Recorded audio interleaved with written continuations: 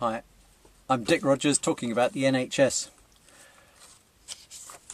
Trust me, I'm a doctor. I've worked about 17 years in the NHS. I've not been a consultant, but I am a fellow of the Royal College of Surgeons, and although I'm not practicing since 2004, before that I was in children's orthopaedics, trained at Bart's Hospital in London, worked in London, Southend, Belfast, Bristol, Derby, Wales and Birmingham.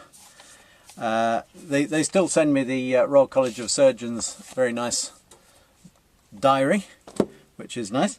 So I have been on the inside of the NHS team, so I know a little bit what I'm talking about, although I haven't followed the present developments in absolute painstaking detail. The NHS is getting too commercial, and if you're going to be commercial, you have to decide what your unit thing that you're selling is, be able to draw a line around it so that you've got a limited responsibility, and then set a price for it. The trouble is that it's not a good model for looking after people. How do you work out where the limits of care for looking after an old lady who needs a lunch and a drink? If you've got your eye on the money, you're always going to be rushing off, and the pressure will be there to do so. It's not a good way for running a health service, I don't think. The relationships in the new style commercial NHS are based on contract, which is great for lawyers, but it's not good for running a team. And it's based on competition rather than on being team members and collaborating with each other and having a team spirit. And it's getting terribly complicated and chaotic. I don't believe it lends itself to an atmosphere where people go the second mile to look after the patient, if actually what they're doing is advancing the financial interests of a company. And if you're going to rely on money for the incentive for people working in the health service, you're going to need an awful lot of it. And we haven't got a lot of money as a country. The government's running up an increasing debt of £100 a week per family, per household, per week, which is so we can't sustain big money NHS. And I think we need another incentive, which is public service, which is helping people. The spirit of the original NHS of an Aaron Bevan was to relieve the worry about who would pay for medical care. We're family. If you become ill, we'll pay for you to be got better, and if that's not possible, to be looked after. And we're all in it together. We share the cost, we share the risk. I think it was a wonderful system. There were failings of the old NHS. Some people were lazy and played too much golf. Some consultants favoured their private practice patients, which is abominable, disgraceful, and should not have happened. Some were prima donnas after the image of Sir Lancelot Spratt of Doctor in the House. There were delays. The people were talked down to, and the advent of getting new equipment, which was necessary, was a slow business. So I don't want to go back to the failings of the old system, but there were benefits of the old system, and those were that people were prepared to go the second mile and to generate really good team spirit. If the boss was right and he was a good person and he worked hard and was clearly dedicated, then people would come with him, and a lot of good work was done. So what do I want? Here's what I want. I want an NHS which is a public service run simply as a team, without people getting too big for their boots. And it's important that the team should hold together. I want to go back to the days before Mrs. Thatcher introduced her internal market and started to make everything commercial. I think doctors need to shape the service, and particularly I think there's a key role for a kind of doctor that you could call him what you want, but maybe medical officer of health would be a suitable title. And the job of that doctor would be to swan around talking to everybody, well, not swan around, but be in touch with everything that's going on in the health service, talking to GPs, talking to hospital consultants, talking to people in public health, talking to doctors in institutions and nurses in institutions, administration and the government, the public, people in medical schools and nursing schools, and talking to each other across the regions and internationally, to be brimming over with ideas and really knowing how the system works, knowing where the hold-ups and bottlenecks are, and really being a sort of Sir Jerry Robinson, but a doctor, and not a doctor who has a pecuniary interest in shaping things in some particular way, but gets paid a salary anyway, and gets good at it, and helps to make the system run in favour of the patient, the health of the patient and of society as a whole. And we need team spirit. Team spirit.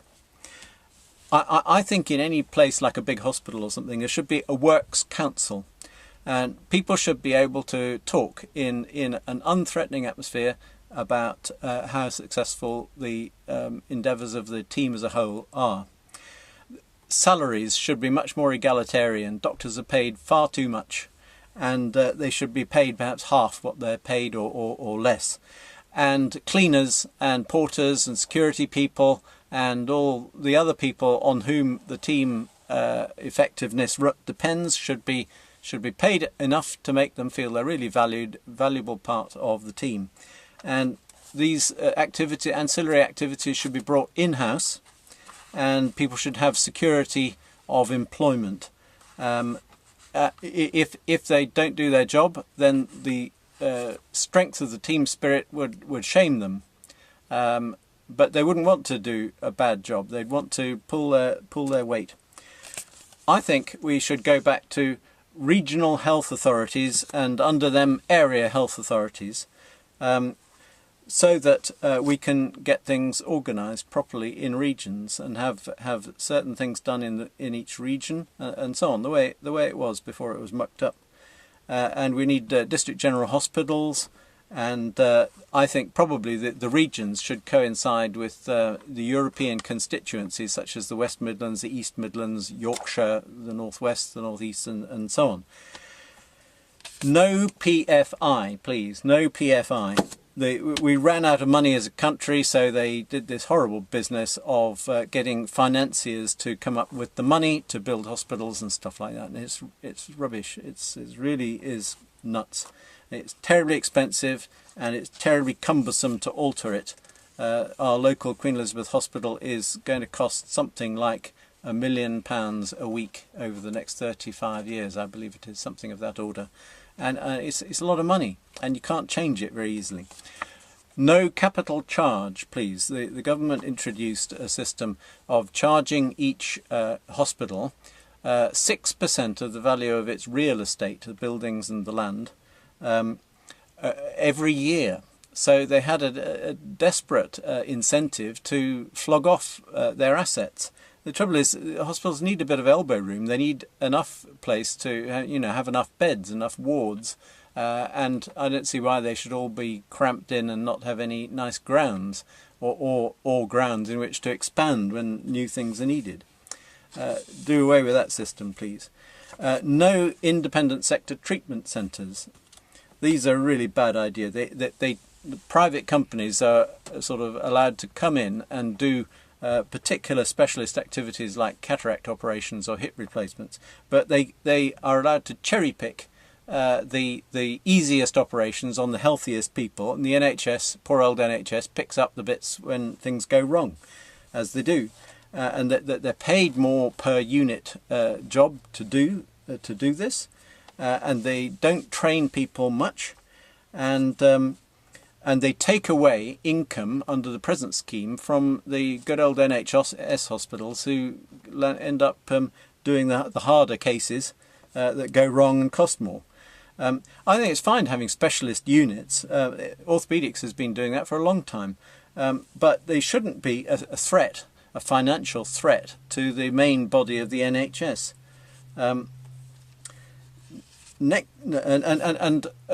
the problem about specialist units is what do you do about special equipment like intensive care and special scanners and things like that.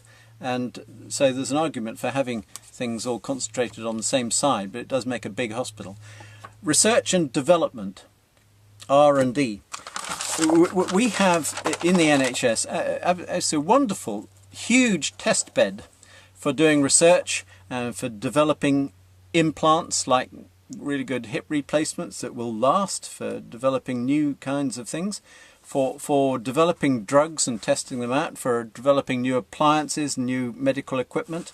And what we need to do, I think, is we need to own a bit more of this research, so that we can have the intellectual property rights in the public domain, in the ownership of the NHS, sorry, of new equipment. That way it'll be much cheaper, and I don't see why we shouldn't. I don't see why we should be paying over the odds for the various things we need, that we know that we're going to need in large quantities. Why not do it ourselves?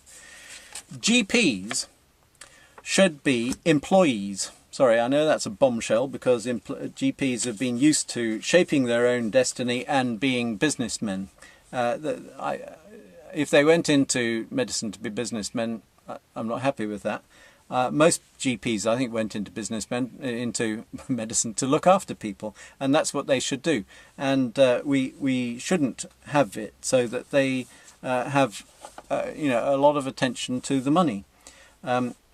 They should have security of tenure, unless they do something really bad, and so that they can bond with the local population, be trusted as a local figure, and really shape their service under the auspices of the medical officer of health that I was talking about, in keeping with their part of a good team effort. If there need to be targets, I think they should be served up in a more subtle way through the professional desire to serve their patients well, and they should be consulted a lot, but they shouldn't be put in charge of the development of the health service. Public health gets, I think, a poor look in today's society, and we need people who are free of financial constraints, even though they may be subtly expressed, who can protect the public health.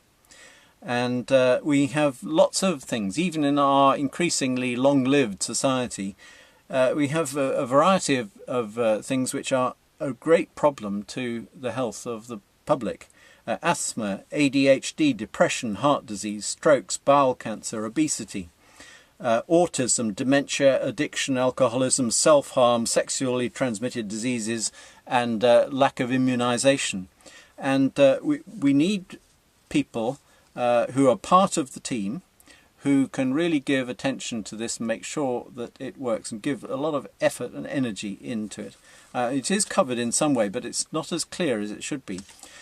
And we should be then able to, once we've got our own act together, we should be able to export our methods and our vision for how to run a health service. At the moment we do, horrifyingly really, to persuade developing countries to embrace our current methods, and I'm aghast personally. But I think that if we can get our act together, the good old British NHS modern version can be extremely attractive to people across the world. Dentistry, a lot of people can't get a dentist, and payment for each item of service is in chaos. I'm not sure exactly what the problem is, and how to make sure that the dentists don't just drill because they're paid to drill. But we need a proper look over how dentistry will fit into this newly revitalised and Iron Bevan NHS. The GMC is being breathed down the neck of by government and complaining people too much. The government has to trust professions, whether it's in teaching or in medicine or in nursing, and the royal colleges and the General Medical Council that disciplines, that establishes professional standards for doctors, it needs a bit of elbow room. It needs to be trusted to get its house in order. It needs to vet foreign doctors more thoroughly for their professional skills, their demeanour and their language. And we should be immersed in raising medical standards and ethos right across the world. We should have lots of contacts abroad, which we do partly, but we should know when a doctor comes from such and such a country what the medical setup there is, and therefore be able to trust more their medical degree before we let them in the country and allow them to practice here. We should discourage litigation. Obviously, if somebody makes a bad mistake, they need to be, the person who suffers needs to be compensated for it. Mistakes, I'm afraid, will happen, and I guess that people need to be compensated when that is the case. But somehow we need to get on top of this rights and entitlement, raised expectations ethos that we've got, where people are so ready to complain. We do need to deliver the goods. We need to provide a good service, but just by just complaining won't establish the right kind of service. I've got a separate video about the key important thing of elderly care, which should be entirely under the NHS, organised in an organisation owned by the government and funded entirely out of taxation. Which will remove the anxieties about old age. The government has a system of a website of government e-petitions, and there's one there entitled "Keep Our NHS Public," which is a campaigning body. That's the name of a campaigning body. But have a look at that, government e-petitions. And personally, I've signed it, and I think it would be good to sign it. I didn't organise it, but I think it's a good thing to do. Now, how do we get a new NHS? Go and see your MP, persuade them, go and take other people, raise a public meeting, raise a petition locally and so on, try and influence your MP. If the MP won't buy it, stand against him or her at the next election, preferably under the auspices, after discussing with me, the nominating officer of the party, whether to do that under the Common Good Party. We haven't got any MPs at the moment, but maybe you can be our first one, and we'll get, even though it's a bit late for the Health and Social Care Bill, let's get the NHS back on track. Thanks very much indeed.